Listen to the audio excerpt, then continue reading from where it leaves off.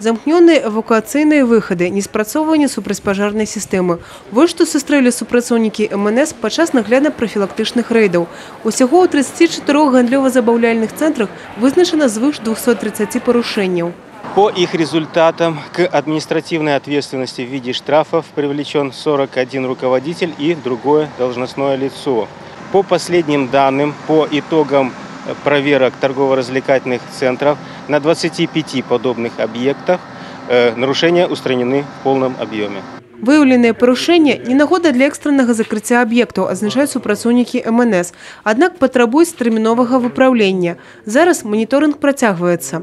В результате проведения надзорно-профилактических мероприятий руководителям объектов вручены рекомендации по устранению выявленных более 5500 нарушений требований безопасности. На всех объектах в обязательном порядке отрабатываются плановые эвакуации. Правилам пожарной безопасности обучено более 12 тысяч человек. Завіталі інспектори у навчальні установи в області. Серед їх і середня школа номер 14 Бреста. Тут вивчається звыш 1600 хлопчиків і дівчинок. Для наших ребят проводится много бесед, кинолекториев, приглашаются сотрудники МЧС, которые рассказывают, показывают, как правильно вести себя в случае пожара.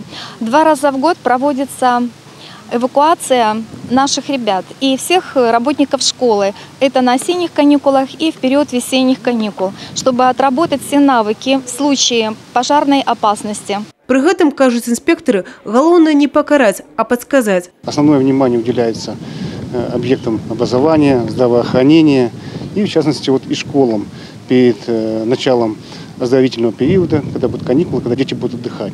Уже проверено 31 учебное заведение.